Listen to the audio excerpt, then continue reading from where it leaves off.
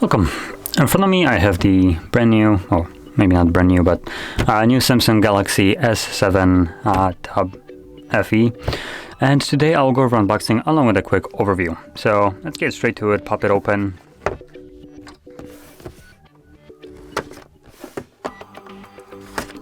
There we go.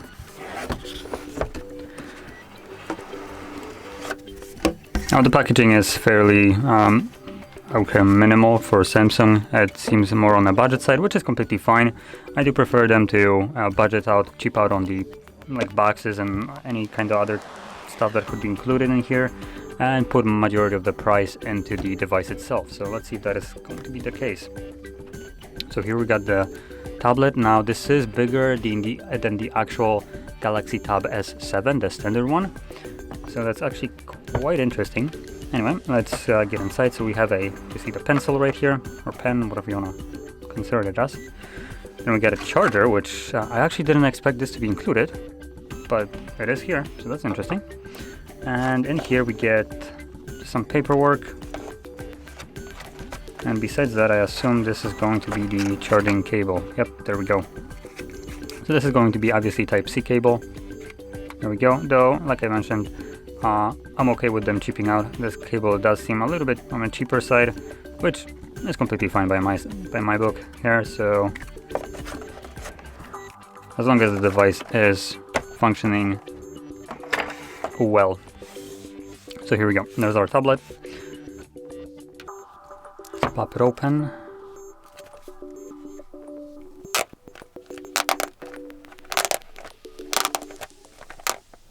There we go. Sweet.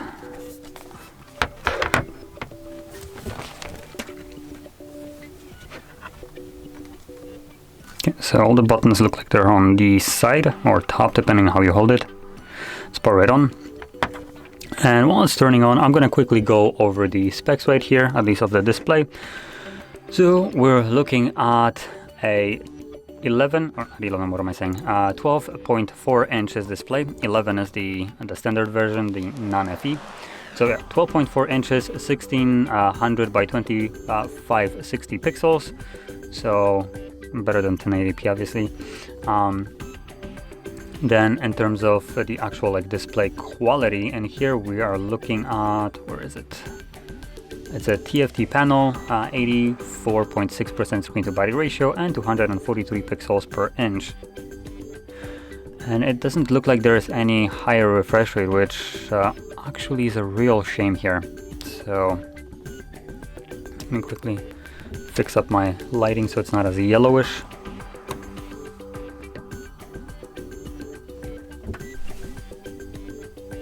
There we go, a little bit better. Okay, so yeah, that's the first, I think, problem with it being a 60 hertz panel. I was really excited about it, but at 60 hertz, I don't know about this anymore. So anyway, seriously, choose your region and restart.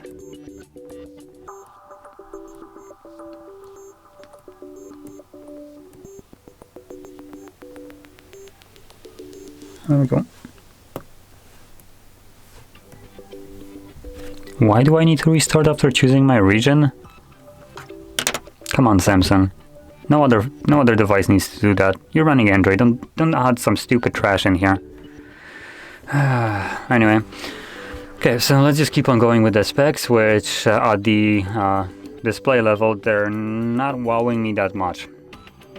So outside of that, we're looking at a single camera at the back, which is a 8 megapixel sensor, 1080p, 30 frames, nothing more. Front selfie camera, not pixel, is a 5 megapixel, again 1080p, 30 frames. So nothing outstanding here either. Though this is a tablet, and I don't really care that much for the actual cameras on here. I wouldn't go around capturing photos with this, so that's completely fine. Let's just skip most of this, try to finish it up as quick as I can.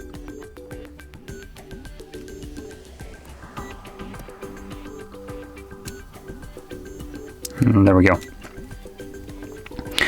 So there we go, there is our display, and like I mentioned, this is just a typical 60 Hertz, nothing substantial here. If you go in here, you can see that there isn't any kind of,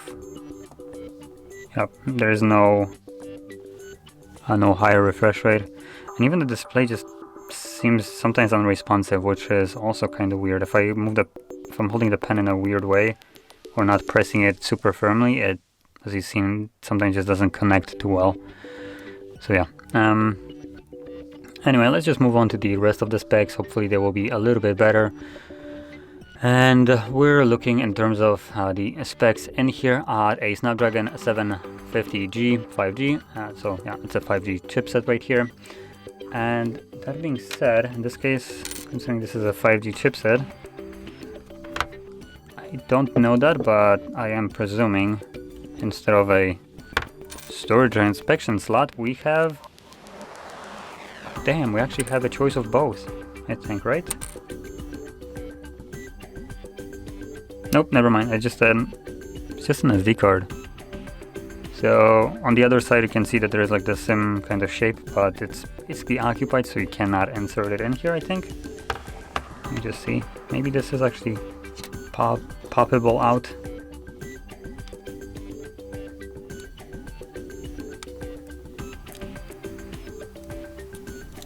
Yep, nope, that's completely glued in here. So yeah, no SIM card use in here.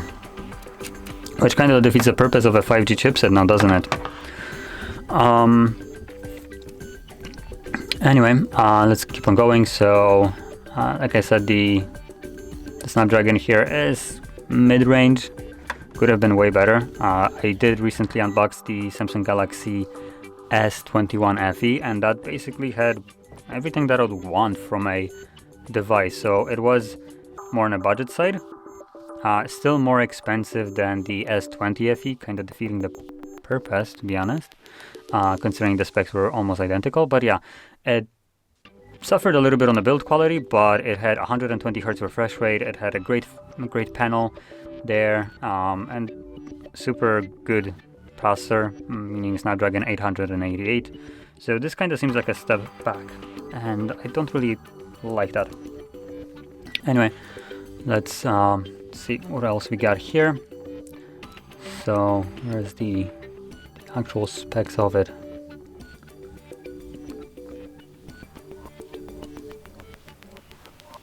Okay, that is actually interesting. I'm looking right now at a spreadsheet here for the for specs of this, and apparently we have access to two different Snapdragons. So if you went with the 5G model, which this is not, you get the Snapdragon 750, but if you went with the only Wi-Fi model, which this is, we get the 778G processor, which I believe is actually better than this, so, or better than the 5G.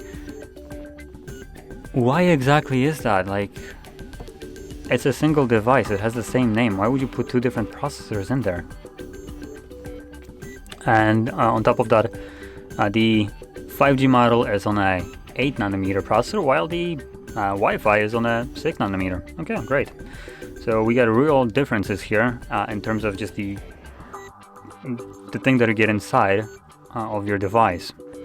Kind of weirdly done, but I guess who am I to actually judge Samsung for their weird decisions? So yeah, the price-wise here we're looking at a price of about 650 euros, which to be honest, at this price, it's not necessarily the best device, I think. Looking at the the Samsung Galaxy S7, Tab S7, that costed, what was it? About 700 euros. So not much more, considering now it's going to be a little bit older. It might be at the same price as this, but here comes the big but. It has a 120 Hz display panel, a little bit smaller display, same resolution, better specs with the Snapdragon 865 instead of the 750 or 778.